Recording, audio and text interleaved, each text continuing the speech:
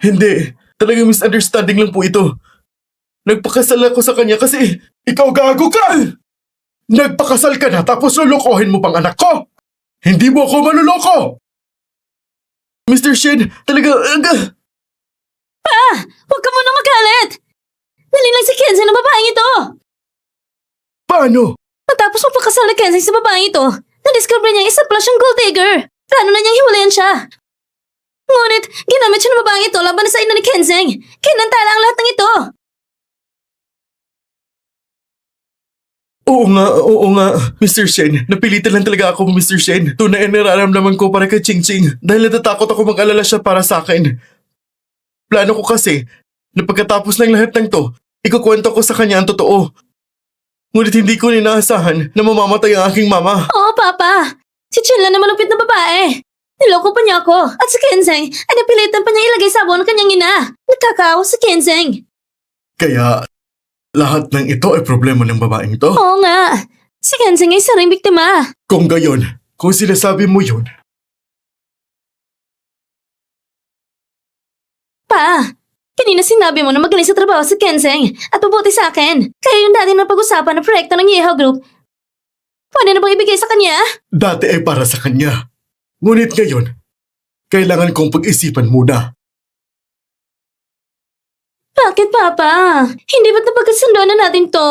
Ano ka ba naman? Ang proyekto ng Ihaw, alam mo ba kung ilang taong nag-aagawan? Dati, dahil sa iyo lang, napagdesisyonan kong ibigay ito sa kanya. Pero ngayon, Mr. Shen, hindi ko naprotektahan si Ching Ching ng maayos. Ang nangyari ngayon, lahat ay aking kasalanan. Gusto mo man akong sampalin o pagsabihan, susunod ako. Pero nangangako ako na tunay ang nararamdaman ko para kay Ching Ching. Kahit pa ang proyektong ito, handa ko nang isuko. Ngunit, huwag mo sanang paghiwalayin kami ni Ching Ching. Sino bang hindi marunong mga ko ng magaganda? Noon pa man, sinabi mo na aalagaan mo ang aking anak na parang palad. Ngunit tignan mo ngayon, ano nangyari? Ako, Pa, ako yan ito na. Lahat ito'y kasalanan ni Chenlan. Hindi kasalanan ni Kenzeng. paano hindi naging kasalanan? Asawa niya ang babaeng ito. Kahit na sila ngayon ay hiwalay na, ngunit sa hinaharap, paano kung magtulungan silang lokohin ka ulit? Hindi yun maaari. Hindi Mr. Shen. Galit na ako kay Chenlan. Gusto kong lumiyo siya sa akin. Kung ganun, patunayan mo sa akin. Paano? Ako, si Mr. Shen, bilang pangalawang tao sa Yihaw Group dito sa Haicheng, ay kilalang kilala rin. Paano ko magagawa na hayaan ang sarili kong anak na mapahamak ng ganito? Ano? Ang pinsala na natamo ng aking anak ngayon, gusto kong gawin mo ito ng doble sa kanya. Doon ako maniniwala sa'yo. Kenzeng! Kung sasaktan mo ako, siguradong mas mahirapan ka pa kaysa sa iyong kamatayan. Sige, hampasin mo na. Nanginampas mo ako. Di ba malakas ka naman noon? Ako, nabigla lang ako kanina sa galit. Kaya nga, Hindi mo na ba gusto ang proyekto? Gusto mo bang sabihin na ayaw mo na makasama ako? gusto ko pa, Ching Ching. Sige, hampasin mo na.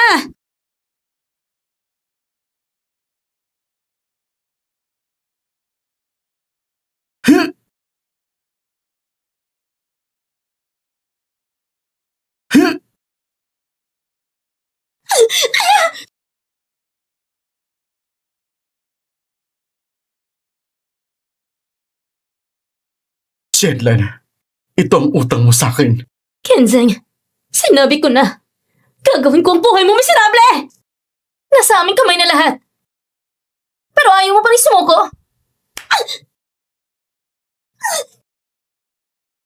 Parang kailangan mo talagang disiplinahin. Mr. Shen, ang patunay na ito ay dapat mong tanggapin. Pa, napatunayan na ni Kenzeng kanyang damdamin. Kaya ang proyekto ngayon, Bakit mas nag-aalala ka pa kaysa sa kanya? Talagang kapag anak na babae ay kakasal, para na rin itinatapon ng tubig. pa, O sige. Tatawag ako ngayon. Manager Sue, ang dating proyekto, ibigay na sa King Group. Ngayon, ipadala mo na lang ang kontrata sa bahay number 25, Kinja Village. Salamat, Mr. Shen. Hindi ko malilimutan ang kabutihang loob mo. Ikaw ang muling magulang ko. Ako'y nagpapasalamat magpakailanman. sige na. Tigilan mo ng kalokohan. Pagkatapos ng kasal natin, tayo ay magiging isang pamilya. Di ba, Papa?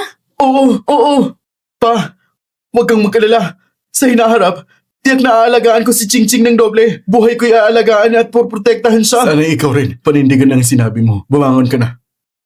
Pa, ngayon dahil sa babaeng ito, nasa ganitong kalagayan ko.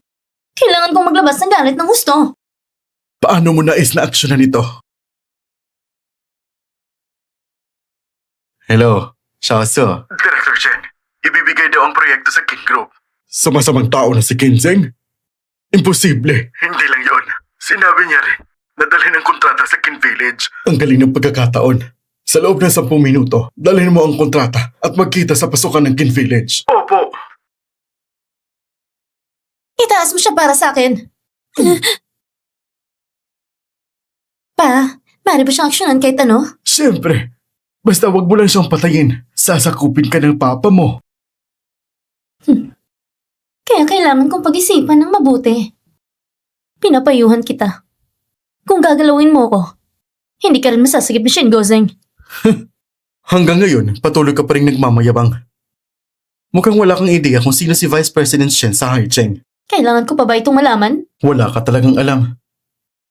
Sasabihin ko sa'yo, si Vice President Shen ay Vice President ng Yihao Group, isang napakayamang kumpanya sa Daxia. Si Chairman Shen Yihao ang namumuno sa Beijing at siya ay pinagkakatiwalaan ni Vice President Shen sa Haicheng. Siya na ang parang Diyos. Tama! Huwag mong sabihin ng Haicheng kung titignan mo ang buong Daxia. Maliban kay Chairman Shen, wala nang iba na hindi pwedeng tanggihan ni Shen Gusheng. Ngayon, sabihin ninyo. Pareho rin akong may apelyaring Chen. Ano bang relasyon ko? Sa Chen na sinasabi nyo na hindi pwedeng galitin. Ano kaya sa tingin nyo? Anong ibig mong sabihin? Baka ka kamag-anak ni Chairman Shen? Ngayon ka lang natakot? Pa, huwag mo siyang paniwalaan. Noon pa man, nagkunwari lang siyang anak na mayaman. Niloko niya si Kenzeng. Nagpapanggap na anak ng mayaman, walang pera, wala pa rin koneksyon. Paano niya naman makukuha ang relasyon ng Yihao Group? Hindi pwede. Para sa akin, natatakot lang siya na saktan namin. Kaya siya nagsisimulang mag-ibento ng kwento. Bakit ka ba ganun kabastos? Kung natatakot ka, maaari kang humingi ng awa sa akin. Magyukod ka ng ilang beses. Baka pumayag akong patawarin ka. Maaaring maging maayos ang pakiramdam ko. Hihingi ako ng tawad sa'yo? Karapat-dapat ka ba? Ikaw!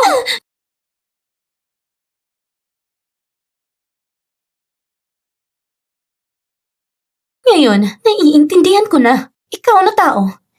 Matigas at matigas ang ulo mo. Dahil hindi ka namin mapapatalo sa away. Kaya, babaguhin namin ang paraan. Ching Ching, paano mo gustong laruin ito? Sinabi niya akong mistress at ginawang kahihiyan sa publiko. Siyempre, pagbabayaran ko rin siya.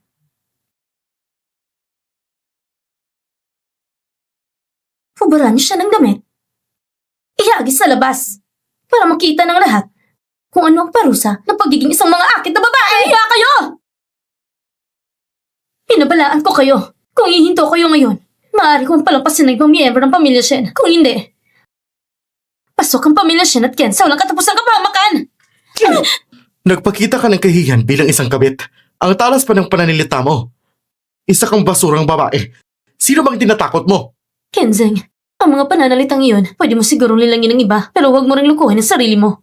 Hindi ko lang naipakita sa'yo ang aking tunay na pagkakakilanlan. Pero bago tayo magpakasal, 1 taon na rin tayong nag-uusap. Talaga bang iniisip mo na ako'y ganong klaseng tao? Ikaw, Sige, hindi mo man paniniwalaan ang aking salita, pero paano kung ako nga'y anak ng pinakamayamang taong anak ni Chen Yehao?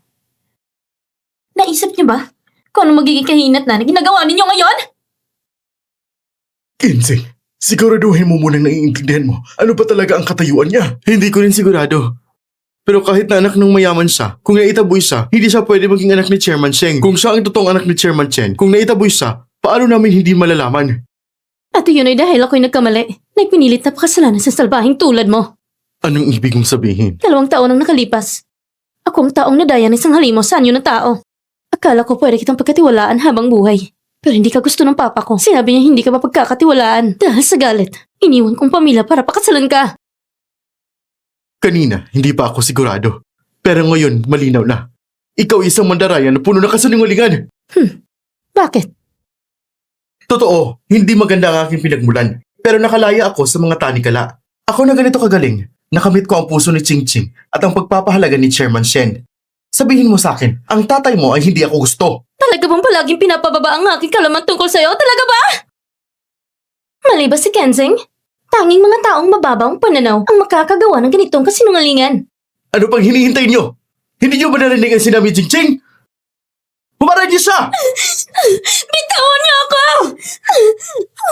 Umayos ka! Ito ang parusa sa'yo ang pagkakasala mo laban sa akin. Pagpatuloy niyo. Hindi! Wag! Wag! Wag! Bitawan niyo ang kamay ko! Wag!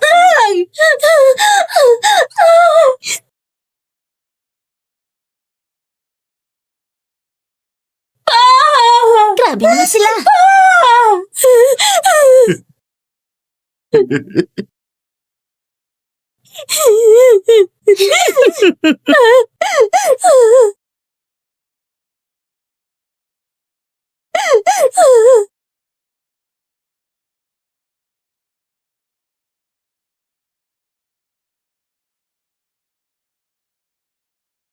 Huminto kayong lahat!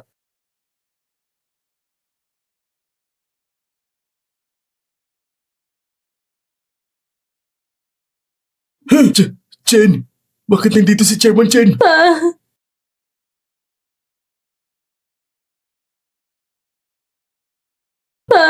Dumating ka na rin. Pasensya na, si Papa ay nahuli.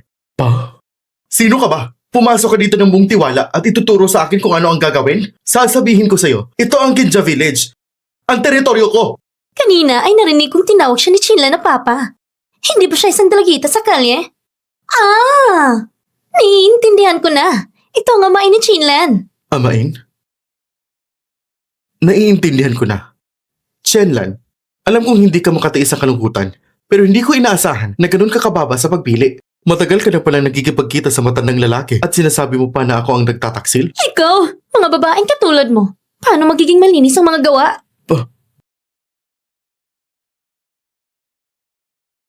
Sa tingin ko kanina, hindi pa sapat ang sampal. Manahimik ka! Bakit mo siya sinampal? Ang dapat turuan ay si Chenla na babae ito. At pati nga po naman niya. Hindi rin mukhang mabuti ang tao. Sama-sama ayusin natin sila. Tumahimik ka! Wala kang kwenta! Bakit mo ko sinampal? Nakuha mo pang magtanong? Ano ba nangyayari? Chairman Chen! Mali po ako, Chairman Chen! Patawarin niyo po ako. Hindi ko po alam na anak niyo sa... Chairman Chen! Hindi ba ikaw ang Diyos ng Haicheng? Bakit nakaluhod ka? Gumuho ba ang langit? Bini-bini, mali talaga ako. Patawarin niyo po ako. Pwede niyo akong sampalin o parusahan. Ipinapakusap ko po sa inyo. Maghingi po sana ako ng awa sa inyo, Chairman Chen. Sinasabi ko na nga siya isang manloloko! Pinapakusap ko sa iyo, Bini-bini. Talagang hindi ko alam. Sa tingin ko, hinahanap mo ang kamatayan mo. Chairman Chen, patawarin po ninyo ako. Hindi niyo po talaga mauulit. At gusto mo pa talaga maulit ito? Simula ngayon, ikaw at ang ihaw ay wala ng kahit anong kaugnayan. At babawiin ko na lahat ng ibinigay sa iyo ng ihaw nitong mga taon. Hindi pwede, Chairman Shen, kung babawiin mo ang posisyon ko para bang kinuha mo ang buhay ko. Nang pinalo mo si Lanlan, naisip mo ba ang magiging bunga nito? Ako, talaga hindi ko alam. Pa, kung tatanggalan ka ng posisyon, paano naman proyekto ko? Ikaw, ang proyekto mo, naway patayin ka ng pamilya Shen kung gusto mo ang proyekto ng Ihaw Group. Ito ay talagang magandang proyekto. Ngunit ang kontratang ito,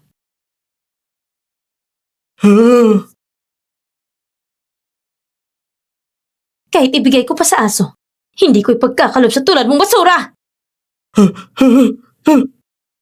Ang proyekto ko! Ang proyekto ko! Ang proyekto ko! Ang proyekto ko! Ito ang pinakamahalagang proyekto ng Ihaw Group! Ikaw na walang kwenta! Paano mo nagawang punitin ito? Sinabi ko sa'yong tumahimik ka! Hindi mo ba talaga naiintindihan? Ano ba talagang nangyayari sa'yo? At saka, sino itong matandang ito? Bakit kanya tatanggalan ng posisyon? Ang kapal mo talaga!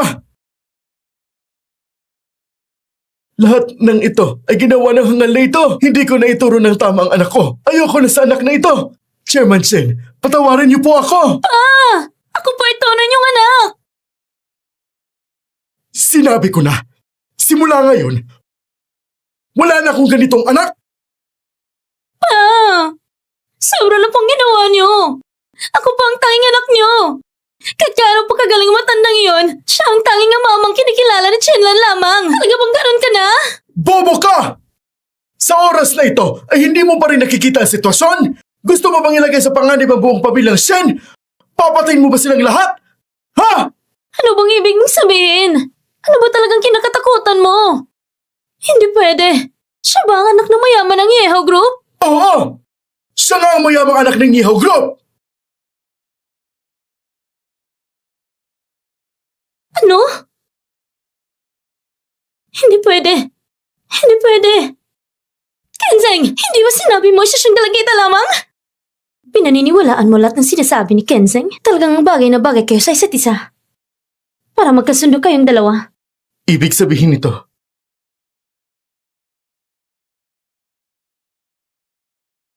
baka siya nga talaga si Chen Yihao? Babo! Ang pangalan ni Mr. Chen, hindi mo dapat basta tawagin, hangal ka! Pwede mo ba siya tawagin ng ganun? Si Chenlan.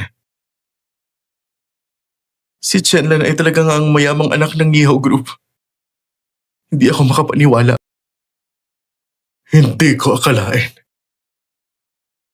na ang anak kong inalagaan ko ng buong puso ay ganito ninyo pakikitunguhan. Kayo! Dapat kayong mamatay lahat! Tawagin niyo ang mga tao! Pukpukin niyo sila! Simulan na! Opo, opo!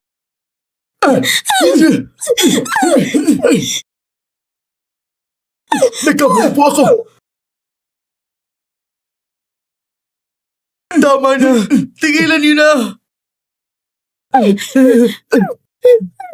Tama na! Baka may mamatay pa! Hindi ko talaga alam! Nanak ko si Chinlan! Walang salang hindi nakakaalam. Hindi niyo pwede gawin ito. Hindi pwedeng ganito?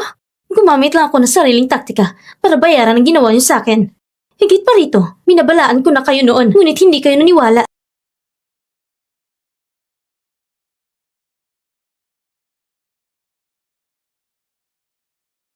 Sensya na, Chinlan!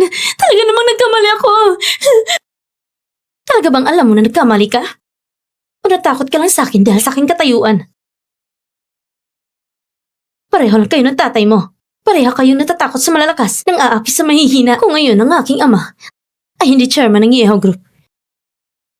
Malamang kami ng aking ama ay hinampas yun ng todo.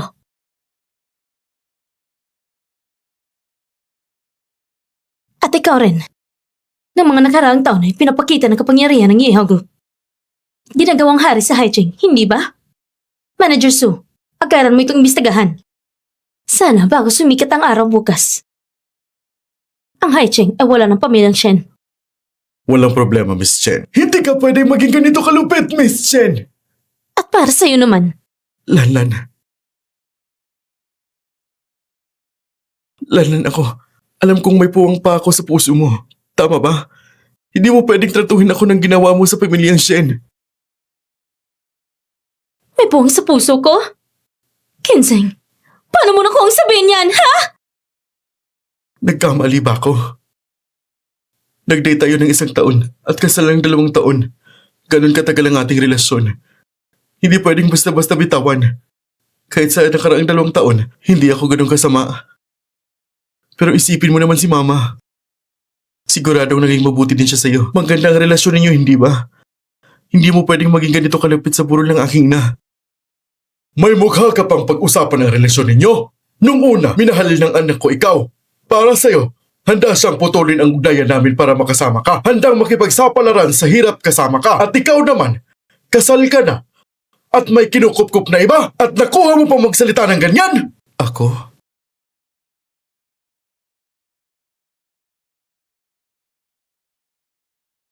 Noong una, iniwan ko ang lahat para sumama sa'yo.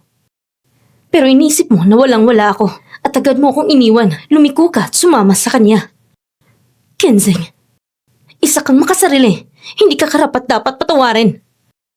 At higit pa rito, Huwag mong gamitin ang pagkamatay ng iyong ina bilang dahilan. Ang iyong kabit pa nga ay pinawi na ang abo ng kanyang labi. Hindi ka karapat-dapat banggitin pa siya.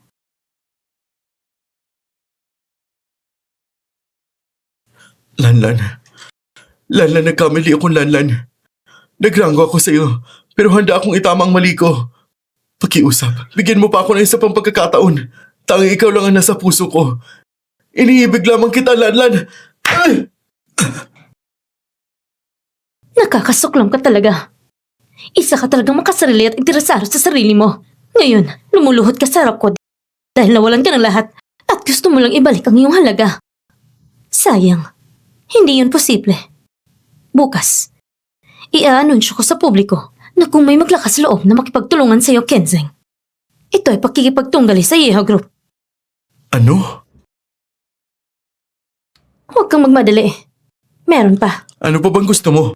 Sabi ko na sa'yo, ako ay taong hindi nakakalimot sa utang na loob at galit. Kapag naghihigante, dapat sa puso mismo ito'y tumama. Ang pinakamamahal kong Kenseng, hindi ba ang iyong dangal?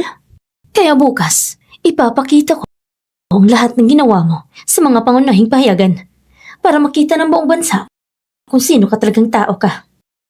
Hindi pwede. Hindi pwede, Lanlan. Hindi mo ba talaga akong kaya patawarin? Huwag kang magsalita. Nagkakasuklam ka. Ang taong gaya mo, hindi ka dapat na patawarin. Palaging may paraan. Lanlan, okay lang kung hindi mo ako patawarin. Basta pakawalan mo lang ako. Gagawin ko kahit ano sa'yo. Pakiusap, Lanlan. Gagawin mo kahit ano? Tama. Siya yun. Dahil sa kanya nagulo ang lahat. At naawa ako sa sitwasyon mo. Ngayon, hihiganti ako sa kanya para hindi madumihan ng kamay mo. Kenseng! Ngayon, sinong may gawa nito? Sinong may pananagutan? Manahimik ka! Ikaw ang dahilan kung bakit kami nag-aaway. Nagpakumbaba na si Chairman Chen. Ang mga mapang-ubusong ito ay nararapat ilagay sa libingan. Para kanino lahat ng ito? Ako yata yung nabulag na nahulog sa'yo. Isang taong may mukha ng tao, pero puso ng hayop. Langya ka! Dahil sa'yo, hindi sana nagdiborsyo sila lang sa akin. Ginugulo mo ang pamilya ko at inaatake mo pang anak ko. Susubukan kitang tapatan.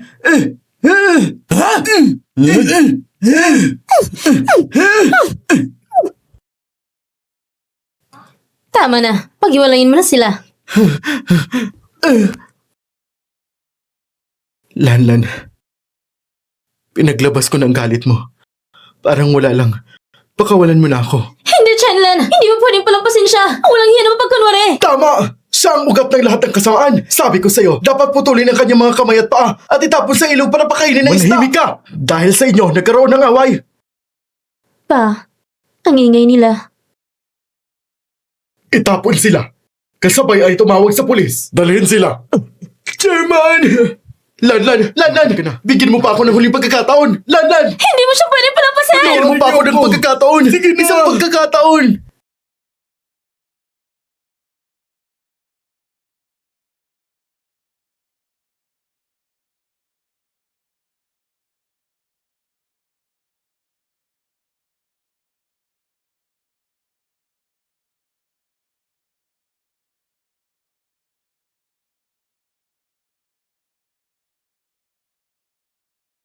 Tita, kahit 2 taon pinipilit ako ni Kenseng na alagaan ka.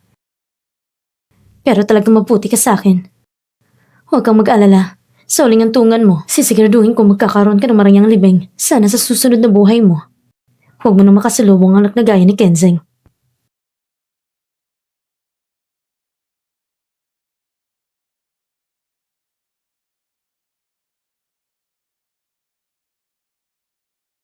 Sige na. Ang espiritu ng iyong biyan ay tiyak na aalalahanin ka rin. Ngayon, oras na para ayusin mo ang sarili mong buhay. Anong gagawin ko? Pumunta ko muna sa ospital tapos umuwi ka at maghanda para sa pamumuno sa Yeehaw Group. Pa! Ganito ka pala. Pagkatapos ng 2 taong paglayo, parusa ko to sa'yo. Simula ngayon, ikaw ang magiging maliit na CEO, Chen. Naiintindihan ko pa. Simula ngayon, sisikapin kong makasama ka ng mabuti at tulungan kang pamahalaan ng kumpanya. Sige. Managot namin tinatanggap ang pagbalik mo, Miss Chen.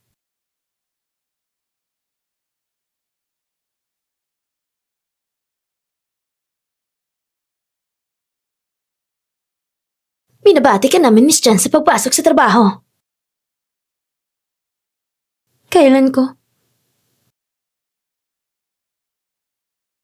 Pa, hindi ba sinabi ko na sa'yo? Gusto kong magpahinga ng 2 araw.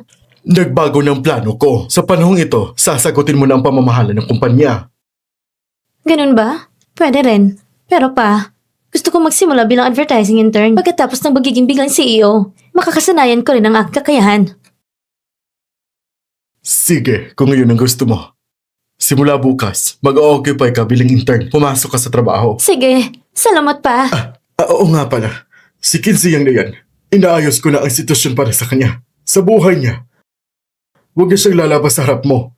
Babayaran na rin niya ang nararapat sa kanya. Alam ko na pa. Matagal ko nang alam ko anong klaseng tao siya. Sige, ito ang aking mabuting anak na babae. Malapit ng oras, kailangan ko nang umalis. Ang kumpanya ay nasa sayo na. Sige, pa, hindi ko bibiguin ang iyong tiwala. Oo. Pinagawa ko na kay Mr. Yulin ang isang jade bracelet para sa'yo. Nasa opisina ko ito. Huwag mong kalimutang kunin. Sige. Magsisimula bilang intern? Mukhang hindi rin masama. Si Lanlan, kakabalik lang niya. Walang tigil ang kaba ko nung inapi siya. Ipaalam sa lahat, bukas ay pupunta si Miss Chen sa kumpanya. Paalagaan siya ng maayos. Masusunod. Ano? Si Miss Chen ay pupunta sa amin sa advertising department bilang intern? Ito ang nag-iisang anak ni chairman, tagapagmana ng ihaw, at magiging chairman sa hinarap? Sige. Si Miss Chen ay nagka-green na jacket at Hermes na scarf? Sige, naiintindihan ko. Huwag kang mag-alala. Sisiguraduhin kong alagaan ng maayos si Miss Chen. Maganda kayong lahat. Handa tayong salubungin ng maayos si Miss Chen. Opo! Maliliit na ako. Wala ka bang mata? Pasensya na. Chen yan? Kaklase mo ko nung high school. Hindi mo ba ako naalala? Chenlan? Bakit ka nandito? Nagka-intern ako sa ihaw. Papasok ako ngayon. Ikaw din? Papasok sa ihaw? Di ba ang ihaw ay parang sa may degree? Paano ka nagkapasok kung high school dropout ka lang? At yung mga tambay sa lipunan nagkapasok? Hindi ba ako nag-transfer ng school? Paano ko naging tambay sa lipunan? Ang malas ko naman! Alam mo ba magkano ang suot ko na ito? Pasensya na. Tunay na humingi ako ng paumanhin. Tingnan mo. Ganito na lang. Ibibigay kong scarf at coat ko sa'yo bilang kabayaran. Heto. Hindi ba ito Hermes? Paano rin nakuha ang ganong mamahaling bagay? Siguradong peking brand ito. Sige na. Dahil kaklase tayo noon, patatawarin na kita sa pagkakataong ito.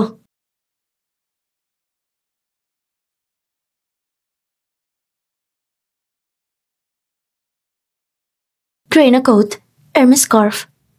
Iyan siya. Ikaw ba si Miss Chen? Ako si Gu Xiao, manager ng advertising department.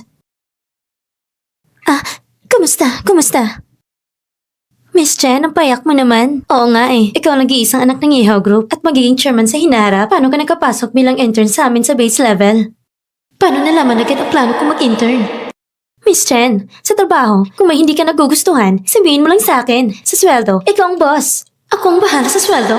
Siguro nagkamali lang silang tao. Pero, ito ng pagkakataon ko. Aalagaan ko ng maayos ang lahat. Miss Chen, sumunod na po kayo. Ikaw ang bagong intern ngayon, di ba? Bilisan mo, linisin mo na ang lugar. Huwag mong harangan. Maglilinis ako? Oo. Hawak mo lang naman yung basahan. Dali, punasan mo ng mesa. Basahan? Sa kanya to. Ano? Hindi ba't ako si Chenlan? Anong sinasabi mo? Ako ang nag-iisang anak ng Ihaw Group. Hindi ko dadalhin ng ganitong mumurahin lang. Tama. Pero hawak mo ng mumurahing basurang yan. Anong itsura mo ngayon? Duda ka ba kay Miss Chen? Paano niyo mapapatunayan na siya ay si Miss Chen? Hindi ko nababanggitin pa. Ang scarf pa lang, sapat na para sa 6 na buwang sahod mo. Kung hindi siya, paano mo malalaman? Bobo ka ba? Ako? Tama na. Ikaw, intern. Nagtatampo na si Miss Chen. Kung magsasalita ka pa, paaalisin ka na. Bilisan mo na. Linisin mo ng pwesto ni Miss Chen. Bakit? Miss Chen, sumunod na po kayo. Dito sa Yeho Group, ano bang klase ng mga taong kinuha namin? Puti na lang nandito ako. Sakto, para ayusin sila. Lilinisin ang masamang gawi.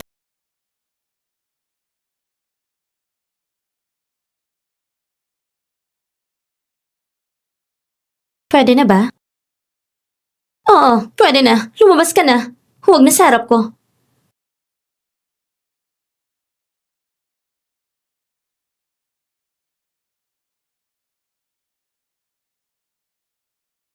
Nasaan ang bracelet ko?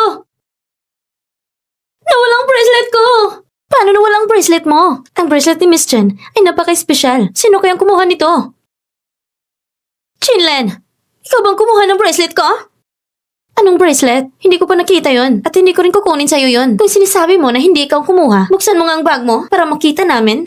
Kung wala naman, maniniwala ako sa'yo. Bakit kailangan ko ipakita ang bag ko? Ang sobrang pagtatanggol mo sa bag mo ay nagpapakita ng takot kami sa advertising. Malinis ang kamay. Hindi kami nawala ng gamit dati.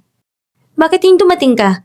Nawala agad ang bagay na ito. Tignan mo yung tsura niya. Kitang-kita, hindi malinis ang kamay. Ano ba sinasabi niyo? Huwag na kayong magpaligoy-ligoy. Buksan niyo ng bag. Ay! Grabe naman. Nasa bag mo nga pala ang bracelet. Yan nga ang bracelet ko. Miss Chen, ang bracelet mo. Ang bracelet na ito, hindi ba ito yung binili ni Chairman lang araw lang nakalipas? 5 bilyon ang halaga nito. Ginawa mismo ni Master Yulen. Ginawa niya ito ng kamay niya mismo. Alam mo na pala yun.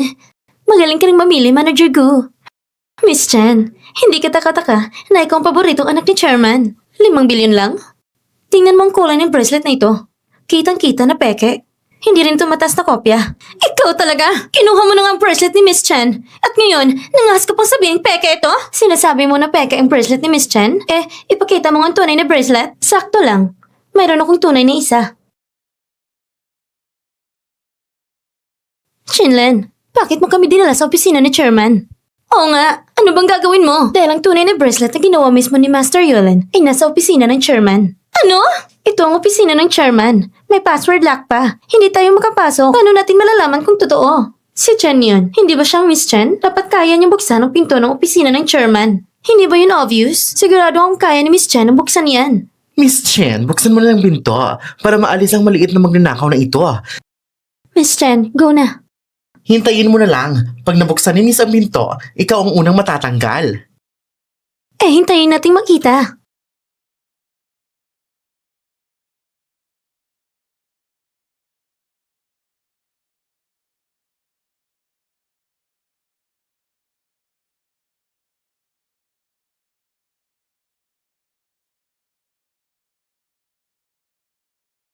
Tingnan niyo.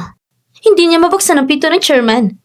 Hindi talaga siya si Miss Chen. Sino ba nagsabi na hindi ko mabuksan? Sigurado akong mali lang ang password lock. Oo nga. Mali talagang password lock. Patuloy pa rin sa pagtanggi. Tingnan niyo na lang.